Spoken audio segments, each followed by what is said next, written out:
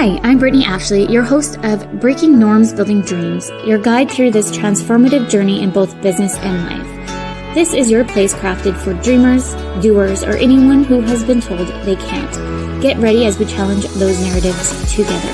You're tuning in live to the United Public Radio Network, airing on 105.3 and 107.7 FM in New Orleans. We are streaming on all the popular platforms every Monday at 3 p.m. Eastern Standard Time. Join me for a candid and thought-provoking conversation celebrating your unique journey because you are worth it.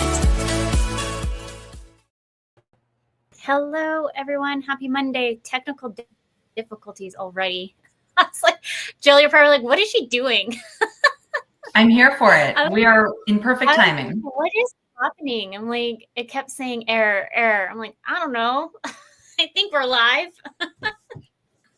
I think it's not going to Facebook. So I apologize to anyone who is listening on a different platform. It looks like it didn't go to Crave Dynamics' Facebook, but it looks like it's going out to everything else, hopefully. So bear with us here while I try to multitask.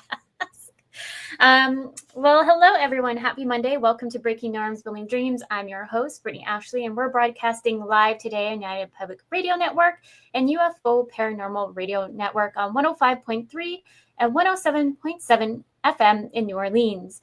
Get ready to escape the next hour as we break norms and build dreams with Jill today. I'm so excited to have you back. Thanks, Brittney. I'm so excited to be here. It's always a great conversation when we get together and just sort of jam on the things that we're passionate about. So thanks for having me. Yeah, I'm excited. So if anyone hasn't been seeing some of the promos, today we're kind of talking about time management, motherhood, guilt, like all the things in between. And then today's going to be like a full hour sesh. And then tomorrow we're kind of regrouping from this conversation and kind of diving in even more or bringing in your questions if you have them. So it's like a power hour / recap tomorrow, but in LinkedIn.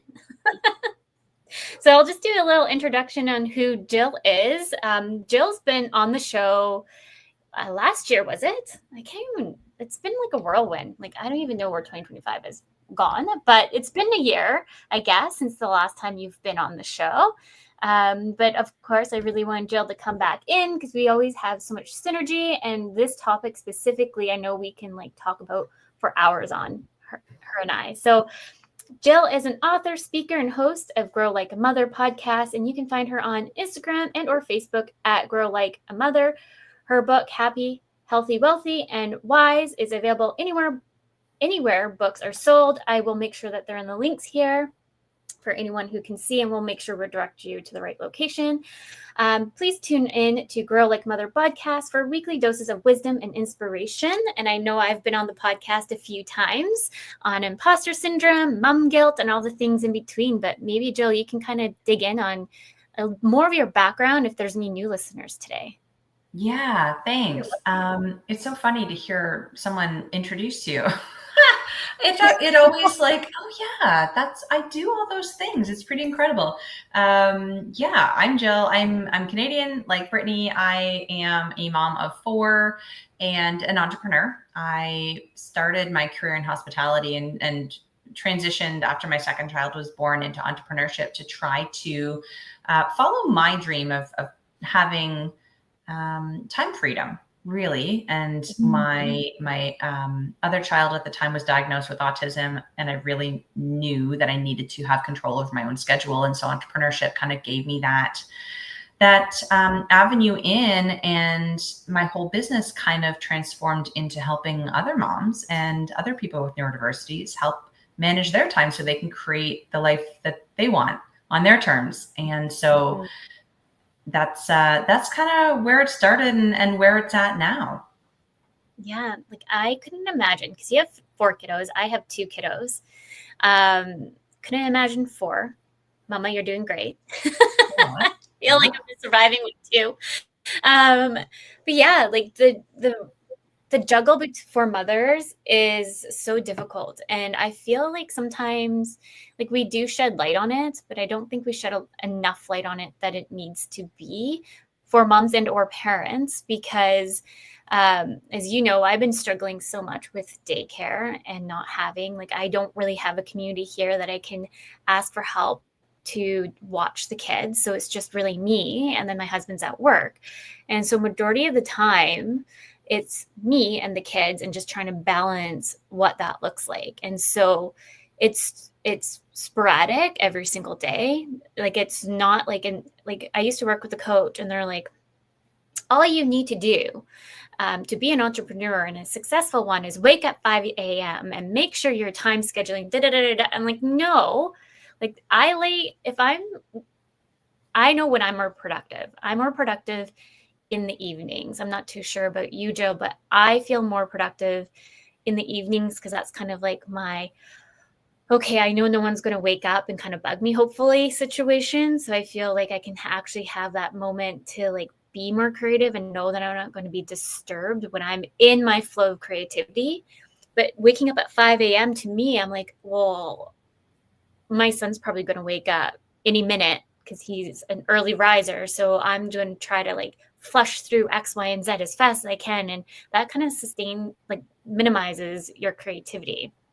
I don't know if you have any kind of input there, but like as parents, for like if you don't have daycare and or you do, and they're very limited on, sometimes they have schedule constraints or something happens, like us parents sometimes need to jump in and put some things on the back burner, especially when you have a business. Yeah.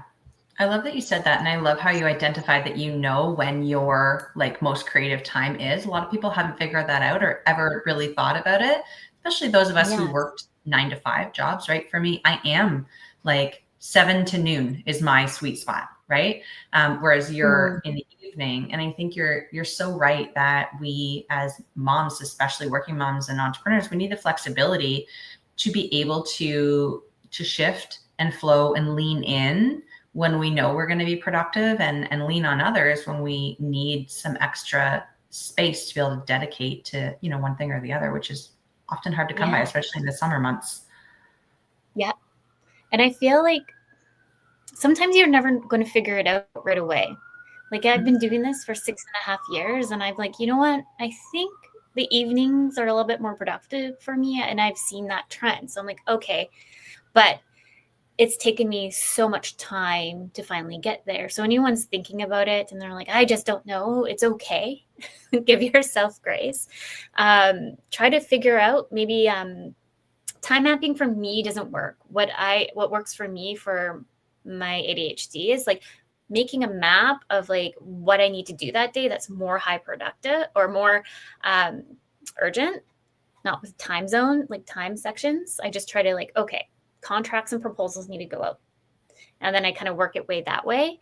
Because I find when I put time like in a schedule, you know how you can map in Google Maps or not Google Maps, Google Calendar, like lunch times, and then this is my work time. Like I find like sometimes I get like too constrained and my brain's just like, okay, like I'm not like free flowing. So to me, that doesn't really work. And so when I was working with a coach who was so gung-ho on my time frames of waking up at 5 a.m., it made me realize after years later that they just weren't the right coach for me, because really at the end of the day, a coach should be asking more curious questions, and you're the one should be like giving a little bit more thought to those answers. Mm-hmm. Yeah, it's so personal. And especially when we bring in neurodiversities, it can be almost shame inducing if we are trying to follow the advice that we hear from our coaches or that we hear from our friends or on a podcast and it's not working for us. A lot of women come to me and they're like, I suck at time management. Like I just am bad at it. And it's not that they are bad at time management at all. It's just that the tools that they're using are not meant for them or not great for that season, right? It shifts. And so having a toolbox that you can kind of rely on and knowing that there are different things that are going to work for you as opposed to other people can be really helpful. Yeah, 100%. So today's topic's more or less like how moms can be build some kind of time management structures within the summer, because it can be crazy. For me, for example, my one kiddo has been home almost all of July and doesn't get back into daycare pretty much the last week. And then my other kiddo just went into camp this week. So technically they've been home for the last 2 weeks. So It's been like, okay, where can I work? Where, and then it doesn't help too, I have year end. Right. So that's another mix in the shuffle, because you need to do your year end for anyone who's listening from the States. It's kind of like tax season for myself. So my corporate tax, I have to, the good news is, even though it says June, I technically don't have to fully file till the end of September. So it's not like I will completely like be cut off, but you know, it's just my friend gave me this advice of filing for June, because then you can be done before Christmas. And I actually I enjoyed that feedback, because once I'm done and it's all done by October, it's like kind of like the winter season. So it's like, oh, don't have to worry about it. And I just have my forms and it's all easy peasy. Yeah. And I know you actually took time off in the winter last year too, and which you wouldn't have been able to do if you hadn't have had that schedule set up. Exactly. Like, yeah, well, Hudson has been home almost, I feel like the last year and a half, to be honest. Like, I've made a joke to one of my clients, like, let's just call him my assistant now, because at this point, he's just always going to be home. Like, you should just assume at this point, my son's just home with me 24/7. And that's the reality for a lot of people. Yes. Yeah. And I think COVID helped shape the mind shift a little bit, and having a little bit more grace for kids in the background. I think before it was just kind of like unheard of, but you remember that was a reporter, I can't remember what news or whichever, and he's trying to like do like a do reporting in his office, and then the little kid comes in the back door. Like, yeah. Hello. Yeah. It's like, reality. that is what it's Yeah, that is what's happening in real life all the time. So I think kind of like sitting down and just kind of like the flow of the season. So right now we're in summer. Every person's schedule is going to look completely different than the other. So maybe I don't have daycare right now for July, but I might have it more in August. So what does that look like for my timeframes? Personally, like I mentioned, I like to work more in the evening. So I try to map out more of my creative processes in the evening that I know that might be like more design work, web development. Like I'm more focused, but during the day might be more client work / proposals / invoicing.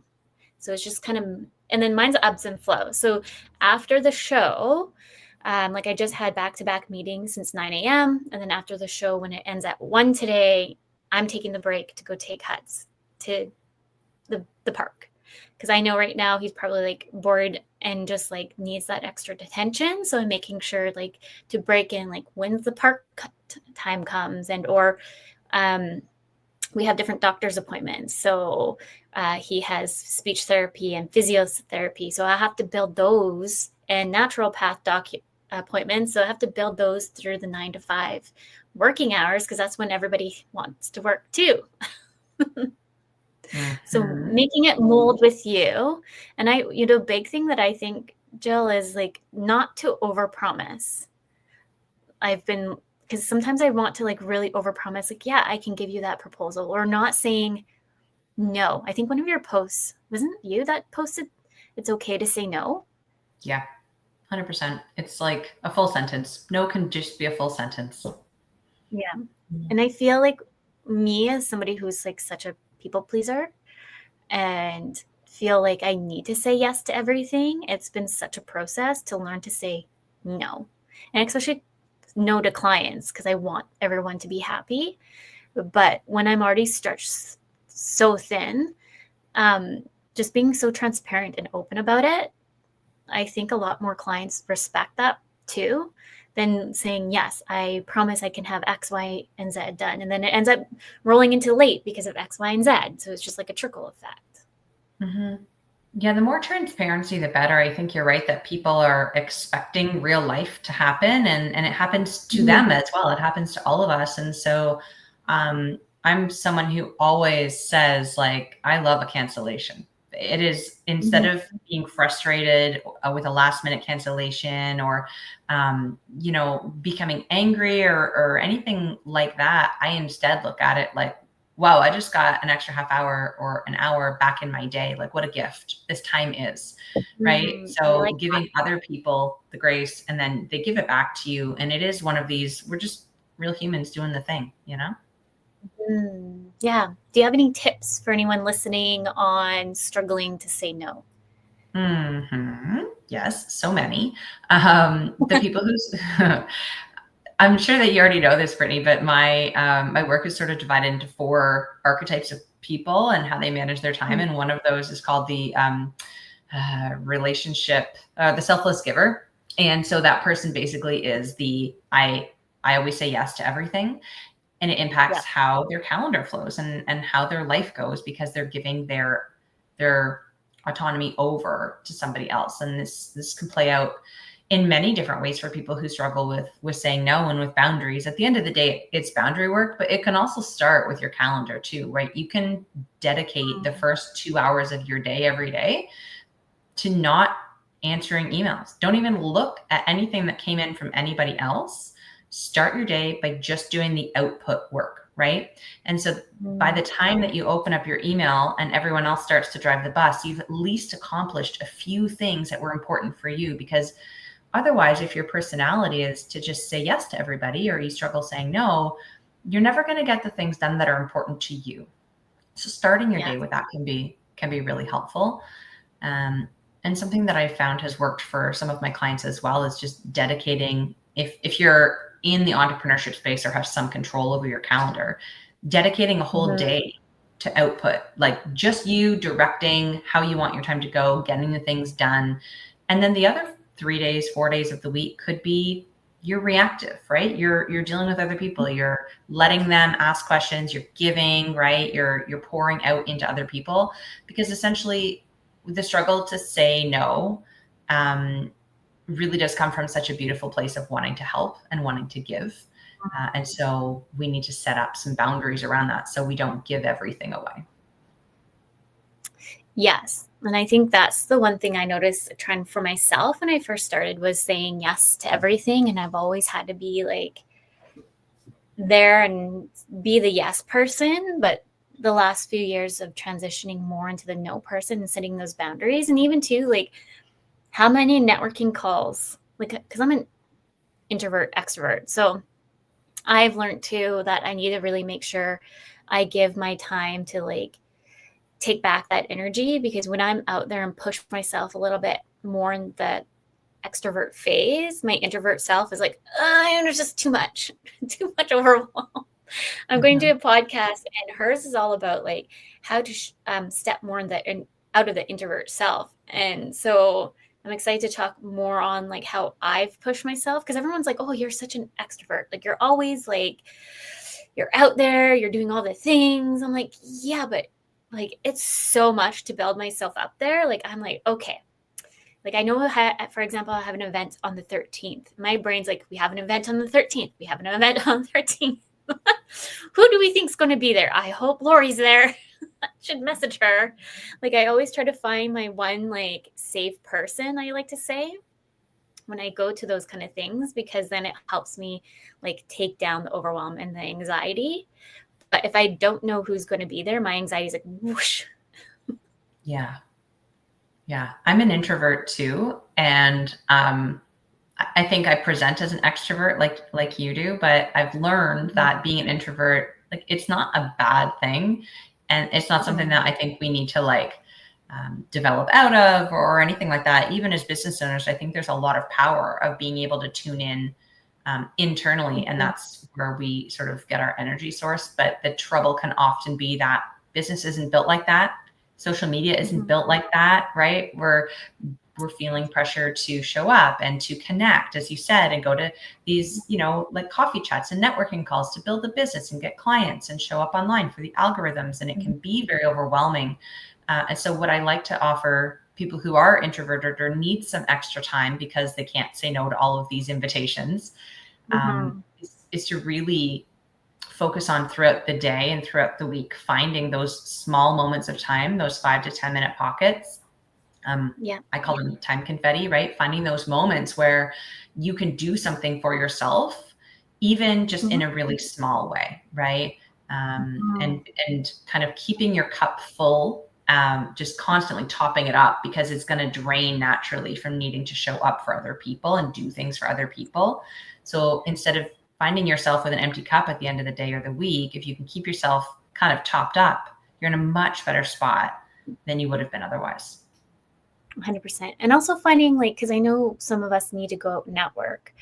I've realized that I need to be in the networking spaces that I feel that give me energy. Yeah. So sometimes, like, perhaps like mentally, I'm like, oh, this is coming up on the 13th. But part of me is like super excited because I know I always end up meeting one great person, or I have one great conversation. It brings up my energy levels. But I've been to other networking events where I'm like, I end up like removing myself from the directory and everything, because there's just an energy there that I felt like I couldn't put my finger on it. And I was like, I can't be around this. Whatever this is, I need to pull myself away from it, because it was draining me. And I just felt like I was pushing myself so much to be that person. And it just didn't feel like a very kind atmosphere. So I'm like, no. So that's where I said, no, I can't anymore. That's really smart, because you recognized what type of people and what kind of environments are like chargers, like batteries, and which ones are drainers. And so I often encourage people too to just keep a list, whether it's like a mental list or a list on a phone or a piece of paper of things that things and situations and people that do energize you, and ones that drain you. Because if you know you have to be in a situation where you're going to be drained of energy, you can boost your energy before you go in, right? You can make sure that you have a long walk or a nap or a great smoothie or like something, so that you can go into a situation where it's tending to be the result that you come out drained. Go in ahead, and then even if you're drained, you're still sort of status quo when you leave. And then alternatively, if you know the types of people and events that build you up, you can start to build more of that into your regular routine. Yes. I was just listening more to Mel Robbins, the let them theory. And like, she was talking more of let them, let me. And like, I love the let them theory. I really do. My girlfriend and I got a tattoo on right here that just reminds us to like, let them, like, do what they need to do and make sure you save your energy for you. But like the let me piece, I've been reading a little bit more on it too. And I think that's so much more powerful too, is like, yes, you have a piece of the let them do what they want, but the let me of respecting my energy and my inner peace of how much I want to walk away with. And so like what we're just talking right here. So when you're going into those kind of scenarios, I guess, what part do you walk away with the let me to? That's a great thing to think about, right? And I think it's different for each of us. We need to make sure that we are paying attention so that we know what it is that we actually want to do. If we don't know ourselves, if we're not paying attention enough to know what it is that lights us up, that we need more of, that we can claim, we can't start to be okay with saying, I need this, or I need help so that I can do this, or I need extra space, time, money to dedicate on to myself, which is really hard for women in general. But if we don't first pay attention to what it is that we like, where our interests are, what lights us up, we can't possibly take the time to tell other people, like, let me do it, until we know what it is. And it's going to take time. Like, I feel like I'm kind of slowly like, oh, I get it now kind of situation. And I'm mapping things out that, like I just said, like gives me back energy, where normally I just be out there 24/7 and making sure that I'm always like pushing myself out of the realm. Like there was one instance right before holiday. And don't get me wrong, I really did want to go to this event. I really wanted to connect with other Indigenous entrepreneurs. But like I'm already at that burnout state that's another piece like I want us to bring into the conversation. But I was at that burnout state. Like my brain was already on like the vacation level because we're going on vacation the next week. And I was like, I really want to go meet more Indigenous business owners, Métis business owners, like just so I can build that collaboration, those connections, learn more about businesses in the area, but I just can't do it. I said, yes, I would go. And I said, then that day I decided not to, like, I was ready to go out the door and I was just kind of like feeling pretty like, I know too, like when I'm on my burnout state, it's really hard for me to go to networking events and also make those extra connections because I'm already feeling like I'm just on autopilot in a way. And so those conversations, some people would probably be like, oh, she's dull. Someone talk to me. Yeah. She's zoning out. I get it. And it's so cool that you paid attention to where, like, knowing what does burnout feel like for you. And before you got yourself into a situation that was going to be a waste of time and energy for everybody involved, you made the decision to say like, no, I need to feed back into myself, because I always define burnout as the unequal exchange of energy out and energy in, right? If you're giving too much out, then of course you're going to burn out. And another thing that I think especially the women need to hear is that you're going to have different energy levels and burnout cycles throughout your menstrual cycle, right? Like that is just something that exists that we deal with. And instead of fighting it and pushing against it, we can be strategic. Like something in my planner that I do is like cycle tracking. If you can in advance sort of map out where you think your cycle is going to be, okay, maybe you schedule more events when it's, day 10 to 15 or something where you're going to have some energy. You're going to want to go out and be with people. You're going to be more magnetic and dynamic and conversational than near the end of the month when you really just want to sit in bed, right? And building your networking opportunities in such a way that it supports your natural rhythms. It feels really good when you can do that. Yeah, I love that. I just put your planner up. So anyone who's listening, I didn't put the www. I guess you need that, don't we? You'll probably still get there. Yeah. Okay.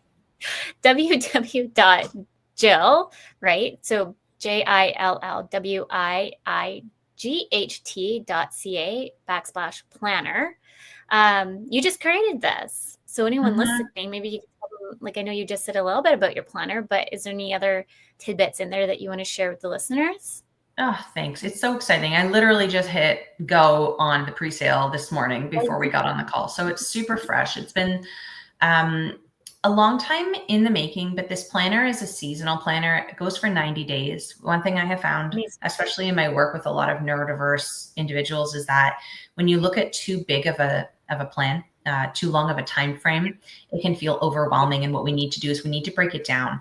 And breaking it down by 90 days also allows us an opportunity every season, no matter what date you start on, to really reassess, like, is this working for me? Because we can often get stuck in habits and they eventually stop working and we don't realize it. And then we're frustrated, but we're still doing all the same things and not giving ourselves that opportunity to reflect what's working, what's not. And so this planner is an undated seasonal planner. You start it whenever, and it brings you through my whole framework really of time management all in one area. We talk about self-care, we talk about rest, we talk about productivity. It's all aligned so that you can create intentionally the life that you want, the way that you want to feel through your calendar. Because if we look ahead week to week and have an idea of what's coming, we can be better prepared and we can make these small tweaks and create white space in our calendars when we need it, right? And we can be strategic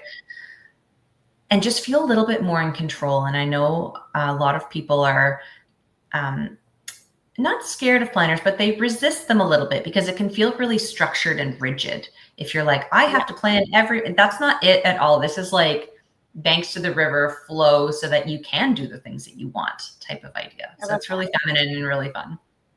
Yeah. And I love that you do it more of the 90-day, because you know what I do in my business when we onboard any new clients, I actually create, like, from our discovery call or kickoff call is a 90-day plan, 90-day plan. Because I find when we onboard clients, they just don't know where to start outsourcing their services from admin to marketing, and they just start getting overwhelmed and we never get anywhere. So I end up just mapping out, and I always say, I'm like, we can change this. It's in a working Google Doc. It's not set in stone, because business is always evolving and always changing, but like this will at least get us started somewhere. And I find since I started rolling that in, because majority of entrepreneurs do have ADHD or some kind of neurodiversity. So I found having this kind of plan or kind of flow has made us so much more successful on getting like things over to us. Yeah, exactly. So, it's almost like it's like an accountability partner in the form of like a document, right? Exactly. Yeah, I love that. I'll have to check out your planner and see it more, because maybe I can roll that into my stuff too. We're already halfway there. Can you believe that? For anyone who's just tuning in, welcome to Breaking Norms, Building Dreams. We're live on United Public Radio Network, UFO Paranormal Radio Network, 105.3 and 107.7 in New Orleans. Yeah, like I find, going back to planners, I buy them because I love how pretty they are. And I love the idea of it. And that's how far I get. Yep. Same. I used to do the same. I couldn't find one that would capture my attention for the whole year and really give me the pieces that I wanted. So I just made one. Like, you know what? This is going to have to be the thing. I love it. I'll have to definitely check it out. And I really like the idea of the 90 days, because I feel like, what was it? I was just watching something, and they say like to break into routine, it takes at least 72 days for you to kind of get into that group. So if you're just trying to go to the gym for the first time, like even just for 15 minutes in some kind of repetitiveness and showing up every single day. And so for your planner, maybe just having it, like even just starting off by opening it, and then the second day writing a note, and like doing it for 79 days. Before you know it, you're going to maybe utilize it way more than you can think of. But it's just kind of bringing in that habit into your daily dose. Yeah. And the one thing I really like to do as well is give people the tools within the system on how to keep them engaged, because you're right. Like we do get bored, and especially those of us who are neurodiverse, like we need the dopamine hits. We need to feel excited and like things are fresh and new. And so within the planner, each week has a different like journal prompt. And each month you sort of reassess all the different areas of your life within a life wheel, and we gamify things. And there's like, we track patterns. There's so many tools to be able to really offer. It's not that everyone needs to use every tool. It's that pick the ones that work for you so you can stay engaged and stay with it and develop that habit. Because once you're in the habit of creating your time and how it unfolds and how it feels, you've really just created your life, right? Yes. Yeah. And I feel like sometimes social media kind of, what's the word I'm looking for? When we're not executing to the standard that social media has put out there, we start in a way feeling guilt and or feeling like we're not good enough.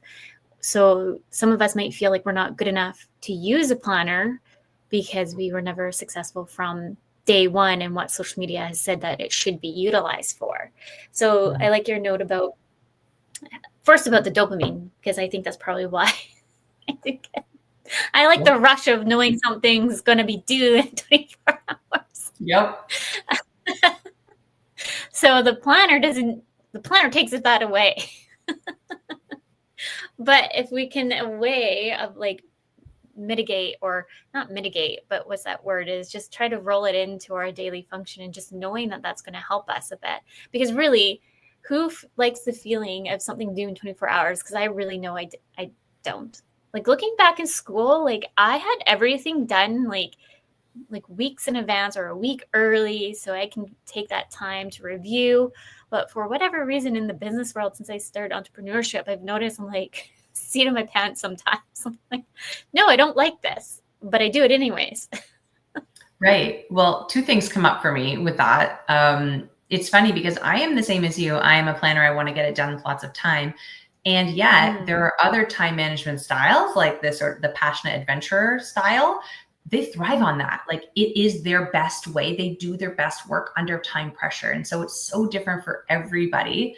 But it's really funny that we kind of put this pressure on ourselves almost to either get it all done early or wait to the last minute or compare to what we're doing on social media and what we see other people doing. You're right. It's a very big comparison game that we can get sucked into, which can be super difficult to, it's not productive, especially as entrepreneurs. A lot of my clients will sort of say, I'm the boss, but I almost want a boss to tell me, you know, like keep it on track and do check-ins. And I created this little program for entrepreneurs to be that, like, we will voice note, we will have check-ins. Like if you need some structure to help you stay accountable to yourself, but no one's there, like let's create that for you, because you're bang on that is something that's missing in entrepreneurship.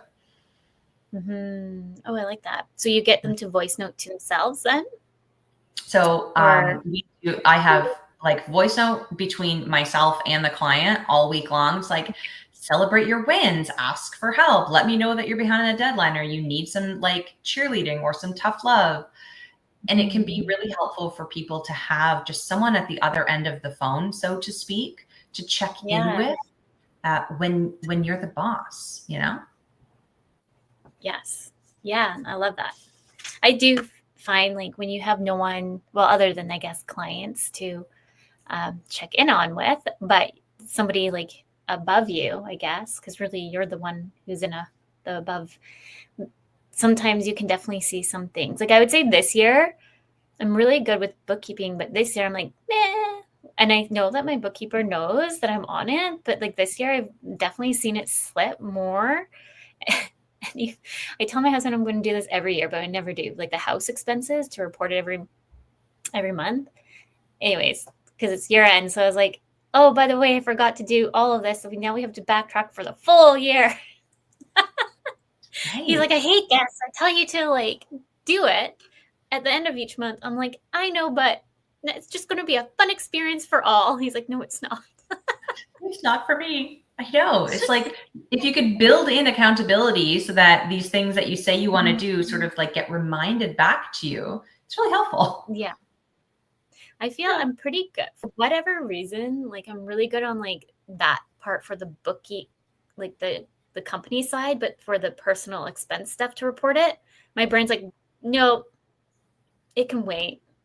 I think that's just like my ADHD, like filtering it in the back of my brain in a way, because I know it's not important compared to everything else. So, but it is important because I can't finalize my books until that's all done. Well, it's one of those quadrant 2 activities. Are you familiar with the Eisenhower matrix? It's like, that sounds so familiar. Can you remind me? It's very cool. So it's this grid. Basically, it's like 4 boxes, and you can rate your tasks based on urgency and importance. And so like quadrant 1 would be urgent and important. So those are things that you tend to do right away. And then quadrant 2 are the things that are important, but they're not urgent. So you put them off. And these are the exact types of activities that, yeah, you know, they're important, but other things take precedence within your time because they're not urgent. They can wait. You can push them back. And so I have at least once a month, I put quadrant 2 activities right there in my calendar as like a task to do. Okay. And I block time to just handle anything that I've been putting off that actually does need to get done. And so you don't have that same backlog all the time if you're dedicating once a month to kind of like, okay, all those things that are on my mental load that I haven't made time for, I'm going to sit down and do them. Yes. Yeah. And I think it's also asking for help. So I've tried to like voice it a little bit more to my husband. Like, I get that it frustrates you, but like maybe in 3 months time, let's regroup for the first 3 months.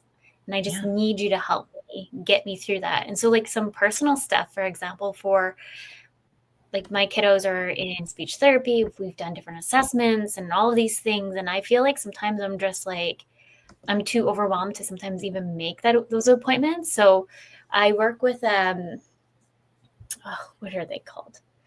They're, I guess like a nurse at the health unit, but more like counseling, I guess, but not really. I don't know. I don't really know her title. Anyways, she's like an actionable, I don't know if you can hear those sirens in the background. I'm sorry. Yeah. Something's happening outside. That's funny. I don't know what is happening. As what I was going to say is she's like, for me, more of like that actionable coach that will sit with me more on my personal stuff. Because sometimes I'm just like, I need to get this done, but I'm just too overwhelmed to get there. And so she's been workshopping. And so I've been going into the office and she just sits there and just like walks through like, okay, how can I help you? And so maybe for anyone listening that are feeling stuck, looking at somebody else to support you in different ways, maybe it's business and or personal. So I find like the personal stuff for me with all the kids' different appointments, sometimes there's just too many to happen that I just kind of freeze. It's just the ADHD. Like I'm just too overwhelmed. Like even though it's as simple as a phone call, my brain just can't get there. I know, right? And then you sort of forget all the things and they're jumbled and it's like the invisible load of knowing that you have things that you need to do, but they're sort of living in your head. Have you heard of Heron House Management? It's this company and they're in the States and I think that they're expanding into Canada, but they're house managers. And so what they do is they help moms and dads and working people who are too busy to deal with all the house stuff. And it's all virtual, but they like keep you organized. And it's almost like you have this opportunity and you don't need to pay someone to do it necessarily, but have this opportunity to speak out loud all the things in your head and have someone reflect back to you. Like, here's what you said. Are you going to do this? Or check in with you. Like that was something we talked about last time. Have you done it? Yeah. You know, like where are you with this thing? And get yourself a friend who can just listen and then make a note in their calendar to check back with you. You know, that can be helpful too. So it's a house, kind of like virtual assistants, but personal assistants. For personal. Yep. So cool, right? Cool. Yeah, I actually saw somebody make a post on that on one of the local Facebook groups here, and she like pitched the idea. And I told her, and everyone was telling her it was like a dumb idea. And I told her, like, no idea is dumb. You need to try it first before you get opinions of anybody else. And I really think that there's something here. And also don't listen to that other person, because the other person was saying like charge $25 an hour. I'm like, when you're an entrepreneur, that's hardly paying the bills. So map it out. You definitely have something here and just start and then figure out the moving pieces of what works best for you. I never know. I don't know if that was like 3 months ago I saw that post. So I hope she moved forward on that, because I find like going back to social media when we're like trying to like research and we're getting ideas and just even thinking about my business, the amount of times I've had did market research and asking individuals if I should merge my coaching business in with Creative Dynamics. And everyone's like, that's a dumb idea. And then my gut this year was like, nope, doing it anyways. And I finally merged it all together because it is needed. Entrepreneurs need like a business coach, imposter syndrome coach within the business. And then sometimes they just need to let go of those tasks to like somebody to do it for them. So it merges organically. But if I would have listened to everybody else, I would probably still be struggling trying to like figure out how to market both businesses. Mm-hmm. Yeah. I love that. And I love that you gave that woman some support and acknowledgement. Like, your idea is not crappy. Like, trust in yourself and figure out a way to make it work. And don't let other people's opinions of your idea, sway what you choose to do with your life. Because I firmly believe there is a market for every idea. Like, there is someone who is going to buy the service or the product that you create, because there's just so many different preferences out there. There really are. 100%. And yeah, Facebook is wild, is all I have to say. Like, it just I don't do it. I really don't. I try, I can't wait until I'm out of this one group. I'm like, I'm just going to save my 2 cents for the last of it, because they don't let any negative reviews. And I'm like, well, parents are coming here to ask for reviews, but you're only allowed positive. I'm like, that's bias then. Where are we going to see the full light of the both? Anyways, admin messaged me because I made a negative comment, but it was like, professional. And I just ignored her. I was like, I can't wait to get out of this group. And I never say anything usually as well, But as somebody who has 2 small kids, it's information I wish I would have had before I went to that facility. Right. So, but just in a nutshell, Facebook, and not just in that Facebook group, but in general, it is wild. And I think a lot of people have their opinions. And so it's just taking those pieces and really thinking of what's true to you. Like the value statements.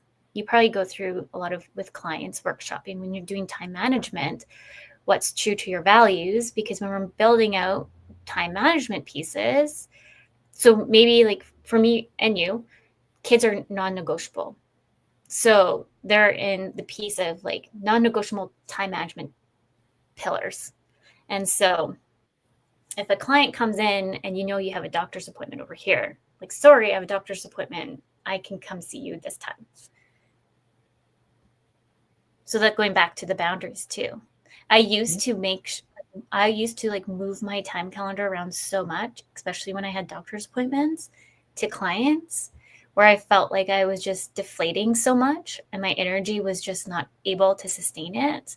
I would say that was probably like my first year in business. And then the second year, I finally had the mind shift of like, what am I doing? Like why I'm trying to like people please so much that I'm drowning into burnout. Mm-hmm. Yeah, I think we can all relate with that, right? We get too many things on the calendar and then things pop up and we maybe say yes to them without thinking, is this something that is actually important to me? Does it align with my values? Because at the end of the day, people will often tell me like, these are my top 5 values. And we look at the calendar together and I'm like, yeah, but where is the time that you are dedicating to these things that you've just told me are the most important things to you? I don't see them reflected in your calendar and therefore in your life. Like we need to change that. Mm-hmm. Yeah. It can be a good guidepost to decide whether to say yes or no, basing something off of your values. A reframe that I heard years ago that I like to share is, instead of saying I don't have time for this, like this being XYZ, whatever task, reframe it and say XYZ isn't important to me, and just see how it makes you feel. And there's no judgment whether it makes you feel like good about the statement or weird about the statement, but it will give you a gut instinct on, oh, that actually is important to me. Right. And so it just flips the way that you think about it. Like, I don't have time for versus this isn't important to me. I like that. Yeah. I feel like we as moms were always on autopilot too. And just like sometimes like there's also the hustle culture, like it's all the things above. And sometimes we don't have that moment to actually sometimes reflect or think. As I'm speaking right now, I can hear my son crying downstairs. So I hope Paul is okay. My husband's down there. But like, that's like where my train of thought just went. It was like, like you just never know like where you're in your, what you're doing and what's going to happen, and your kid's going to need you. Yeah. Like right now, I'm like, is everything okay? He's dead crying. He's good. But yeah, why do you feel like, why do we as moms feel so sometimes overwhelmed in the summer, do you think? Is it because we take on too much? Is it because we're trying to do it all? Well, that's the same thing, too much, but what do you kind of feel there? Yeah, I think it's a combination of things. We're definitely trying to make things more magical than they need to be for our kids. For sure. There's a lot of expectation that we are putting on ourselves to create a magical childhood for the kids when really they need a lot less than we think that they do. It's also the comparison to see what our other friends and family are doing, right? Especially here in Canada, we have such a short summer season that there's so many things that we would love to fit in that we try to cram it all in. And inevitably it's too much. If someone gets sick or we have a breakdown in the car, like if some little piece shifts from the perfection of our planned calendars, it can throw everything into a spin, causing us stress. And I think the other piece is that we're really overstimulated, right? We have a lot more daylight hours, so the days feel longer. A lot of times kids are home more often than not. We're home because we're taking time off of our work probably to be home with the kids, not to send them to camp. We can feel like if we do send them to camp, then we want to make it up on the weekends and the evenings because we weren't with them. And there can be all of these stories that we tell ourselves about what a perfect summer should look and feel like. And in reality, it's a bunch of pressure that we really don't need to be putting on ourselves. I think across the board, we can all take a step back from what we have planned and what we want to do in the summer, cross a few things off the list, and still have an epic, amazing time that actually includes some rest and some connection, you know, and some downtime for the magic to just happen. 100%. I love that all the things that you just said there. And even too, just thinking about like camp, like part of me feels guilty that Ryland's in camp, knowing that like I feel like, yes, I have a job. Yes, I have this, but I should be making sure we're having a fun summer too. So it's like that guilt too. So like what's the happy medium? And I don't think everyone has their own happy medium. So you have to guess for yourself, what does that mean to you? But like already, like we've already done like a trip to Vancouver, the Okanagan. We've already done like so much. They went camping twice already. So we're already halfway into July. Like, I'm like, yeah, we're halfway there tomorrow. Like, what day are we on? But we're like in the July is going to be done before we know it. And so it's like the part of us is like, did we do enough? Are we okay? Like, or should we do X, Y, and Z? Maybe we should have made an extra trip over here. But I think, again, it goes back to what we see online and what, again, like you're saying, our friends are doing. And unfortunately, the biggest thing I think what we need to start doing ourselves is not compare. Because once we start comparing, then we're never going to feel like we're living up to those expectations as well, because we're always comparing of what they did X, Y, and Z or somebody did on social media. You never know behind the scenes too. Oh, yeah. Yeah. Especially because no matter what they say, there's always that friend who's picture perfect and just doesn't mention that the kids cried the whole time and like the weather was crappy and they were late for everything and like she forgot to eat and got hangry and yelled. Like there are so many things that are real that happen even in the picture perfect posts.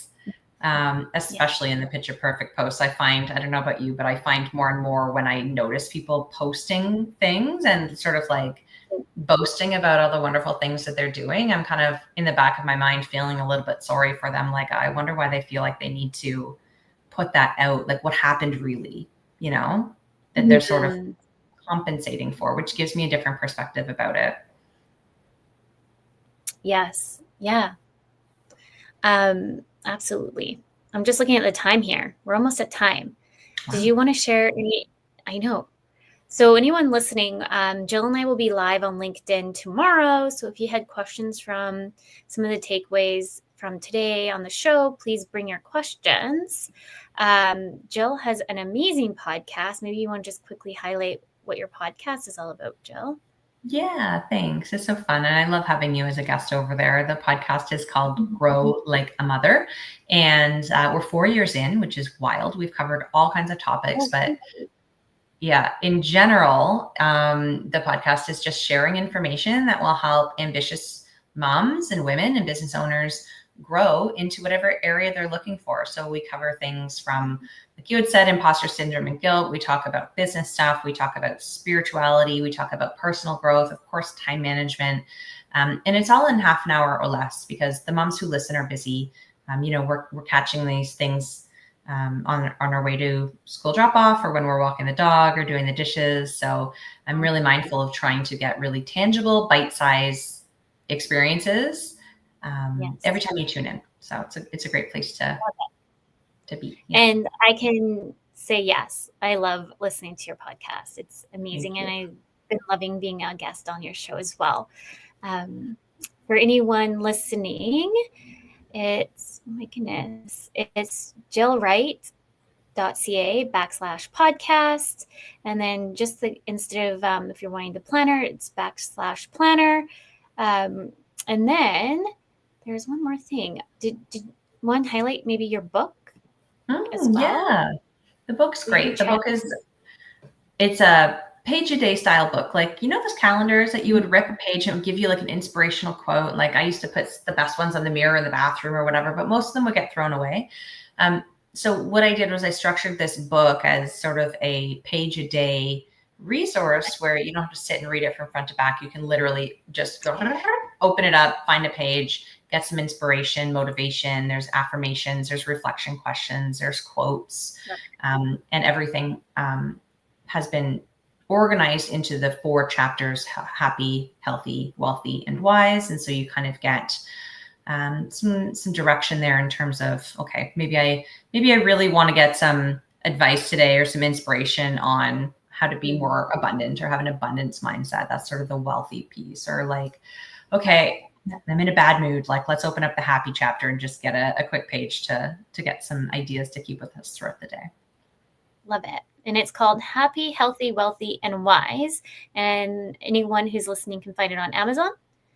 Yeah, it's on Amazon. It's on Chapters. I don't know if it was on Barnes & Noble. I don't know if it's still there or not, but yeah. Amazing. Well, thank you so much for coming on the show today. Any last minute tips before we jump off, or we can save it for tomorrow? Ooh, that's a great thought. I'm gonna put some thought into that one for the tips, and we'll bring them to LinkedIn tomorrow, and also answer any questions that come up with any of the listeners from today. Thanks so much for having me. Yeah, thank you for coming on. So anyone listening, come on to our LinkedIn. So you can find me at Brittney Ashley. Just follow along. You can connect with me on over there, and you can watch us live. And then your LinkedIn is right here, Jill-Wright-Speaker. Just follow us along, bring your questions. It's live. Actually, I guess we should say what time it's at live at. Yeah. That'll be helpful. It's live at 12:30, right? 12:30 Pacific Standard Time. I think that, let me just double check. I'm pretty sure. I think so too. I guess that would be helpful to give everyone the time other than the location. Okay, LinkedIn live at 12:30 Pacific Standard Time. For anyone listening, come with your questions. Thank you, Jill, again for coming on the show. Definitely we'll have you back again. And thank you to all our listeners. And with that, you're listening to Breaking Norms, Building Dreams. A big thank you to United Public Radio Network and UFO Paranormal Radio Network. With that, everyone, remember your journey is unique and your worth is unquestionable. Have an amazing day.